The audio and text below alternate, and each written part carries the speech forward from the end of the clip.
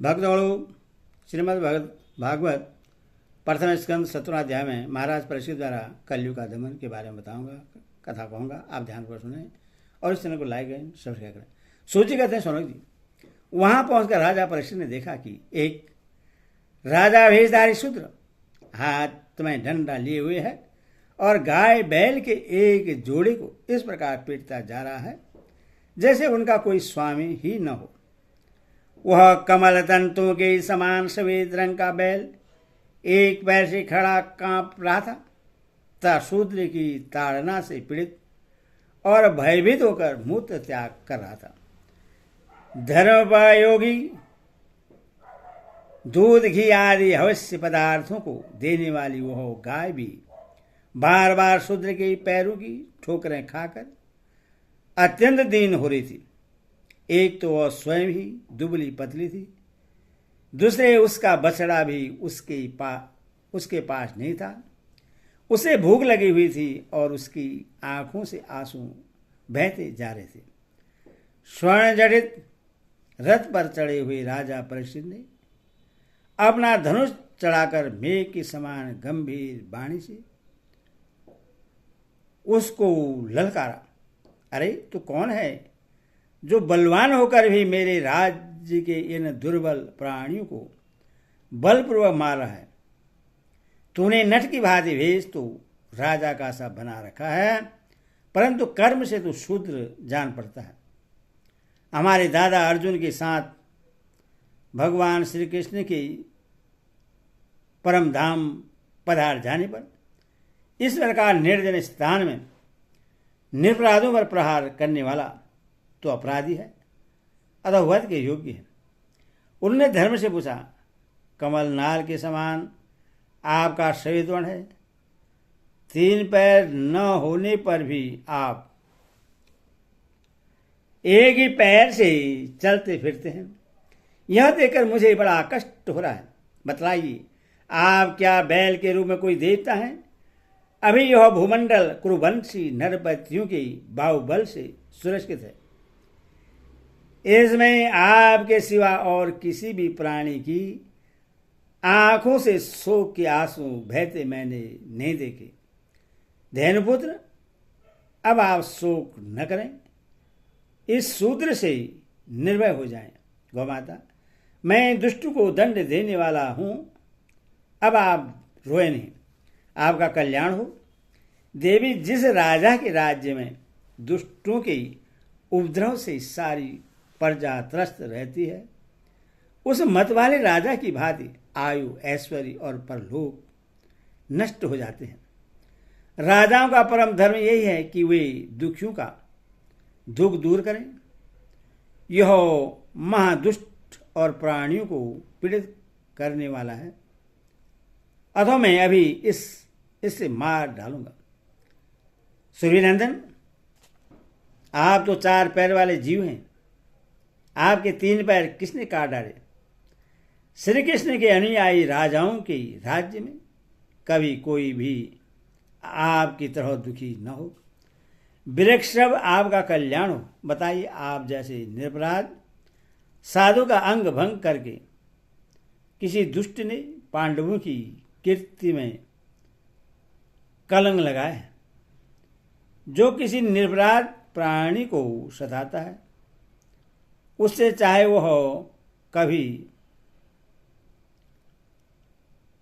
वह कहीं भी रहे, मेरा भय अवश्य होगा। दुष्टों का दमन करने से साधुओं का कल्याण ही होता है। जो उदंड व्यक्ति निरपराध प्राणी को दुख देता है, वह चाहे साक्षात देवता ही क्यों न हो, मैं उसकी बाजूबंद से विभूषित भुजा को काट डालूंगा। बिना आपत्ति काल के मर्यादा का उल्लंघन करने वाले को शास्त्रानुसार दंड देते हुए अपने धर्म में स्थित लोगों का पालन करना राजाओं का परम धर्म है। धर्म ने कहा, राजन, आप महाराज पांडवों के वंशज हैं। आपका इस प्रकार दुखियों को आश्वासन देना आपके योग्य है, क्योंकि आपके पूर्वजों में श्रेष्ठ गुणों ने भगवान श्री कृष्ण को उनका सारथी और दूत आदि बना दिया था। नरेंद्र, शास्त्रों के विभिन्न वचनों से मोहित होने के कारण हम उस पुरुष को नहीं जानते जिससे कलेश के कारण उत्पन्न होते हैं। जो लोग किसी भी प्रकार के दैत्य को स्वीकार नहीं करते, वह अपने आप को ही अपने दुख का कारण बतलाते हैं।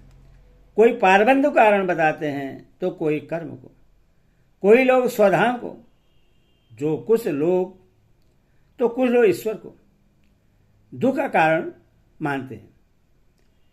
किन्हीं का ऐसा भी निश्चय है कि दुख का कारण न तो तर्क के द्वारा जाना जा सकता है और न वाणी के द्वारा बतलाया जा सकता है।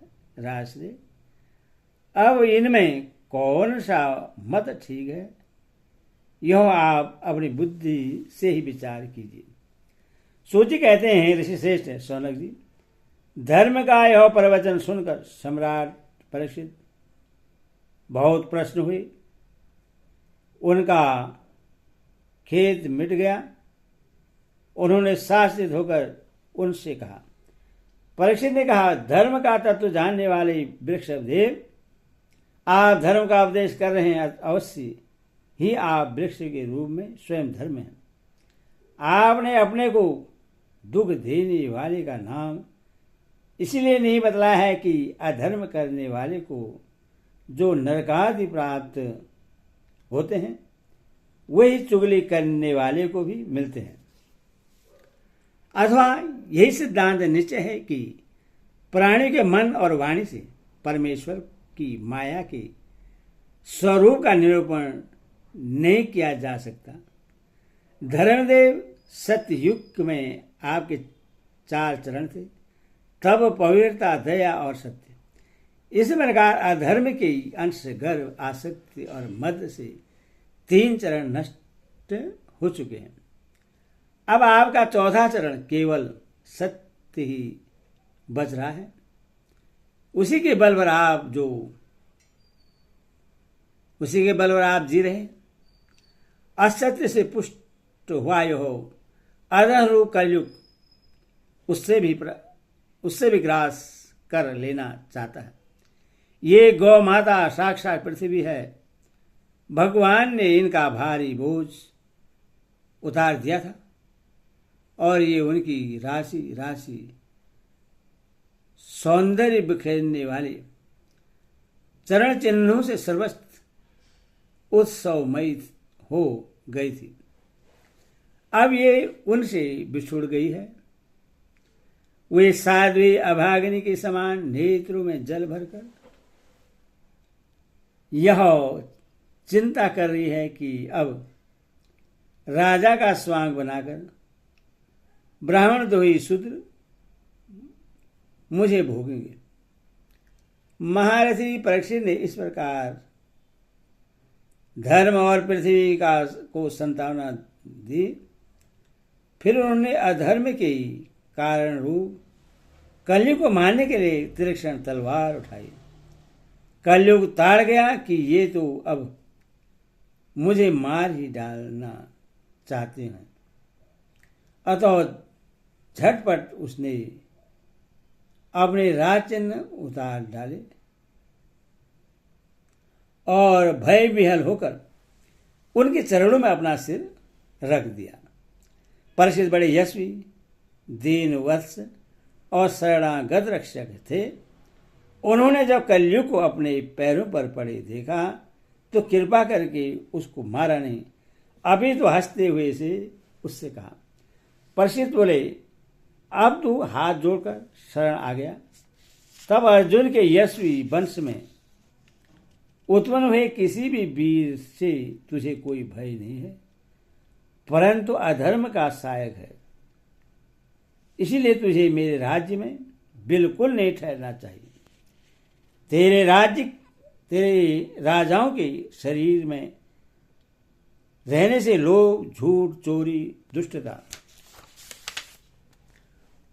स्वधर्म त्याग, दरिद्रता, कपट, कलह, दंभ और दूसरे पापों की बढ़ती हो रही है। अथवा अधर्म के साथी इस ब्रह्मवर्त में तू एक क्षण के लिए भी न ठहरना, क्योंकि वह धर्म और सत्य का निवास स्थान है। इस क्षेत्र में यज्ञ विधि के जानने वाले महात्मा यज्ञों के द्वारा यज्ञ पुरुष भगवान की आराधना करते रहते हैं। इस देश में भगवान श्री हरि यज्ञों के रूप में निवास करते हैं। यज्ञों के द्वारा उनकी पूजा होती है और वो यज्ञ करने वालों का कल्याण करते हैं। वे सर्वदा भगवान वायु की भांति समस्त चराचर जीवों के भीतर और बाहर एक रस स्थित रहते हैं, उनकी कामनाओं को पूर्ण करते रहते हैं। सूर्य कहते हैं, परिस्थिति की यह आशा सुनकर कलयुग सियर उठा। यमराज के समान मारने के लिए उधत हाथ में तलवार लिए हुए परिस्थिति से वह बोला। कली ने कहा, सार्वभौम आपकी आज्ञा से जहां कहीं भी मैं रहने का विचार करता हूं, वहीं देखता हूं कि आप धनुष पर बाण चढ़ाए खड़े हैं। धार्मिक शिरोमणि, आप मुझे वह स्थान बतलाइए जहां मैं आपकी आज्ञा का पालन करता हुआ स्थिर होकर रह सकूं। सूर्य कहते हैं, कलयुग की प्रार्थना स्वीकार करके राजा परीक्षित ने उसे 4 स्थान दिए: धूत, मदपान, स्त्री संग और हिंसा। इन स्थानों में कर्मशो, असत्य, मद, आसक्ति और निर्दयता है। ये 4 प्रकार के अधर्म निवास करते हैं। उनसे उसने और भी स्थान मांगे। तब समर्थ परिषद ने उसे रहने के लिए एक और स्थान सुवर्ण धन दिया। इस प्रकार कलयुग के 5 स्थान हो गए: झूठ, मद, काम, बैर और रजोगुण। परिषद के दिए हुए इन्हीं 5 स्थानों में अधर्म का मूल कारण कली उनकी आज्ञाओं का पालन करता हुआ निवास करने लगा। इसीलिए आत्म कल्याण कामी पुरुष को इन 5 स्थानों का सेवन कभी नहीं करना चाहिए। धार्मिक राजा, प्रजा वर्ग के लौकिक नेता और धर्मोपदेष्टा गुरुओं को तो बड़ी सावधानी से इनका त्याग करना चाहिए। राजा परीक्षित ने इसके बाद वृक्ष रूप धर्म के 3 चरण तपस्या, शौच और दया जोड़ दिए और आश्वासन देकर पृथ्वी का संवर्धन किया। वे ही महाराज परीक्षित इस समय अपने राज शासन पर, जिससे उनके पितामह महाराज युधिष्ठिर ने वन में जाते समय उन्हें दिया था, विराजमान है। वे परम यशस्वी, सौभाग्यभाजन, चक्रवर्ती सम्राट राजसी परीक्षित इस प्रकार समय हस्तिनापुर में कौरव कुल की राजलक्ष्मी से शोभायमान है।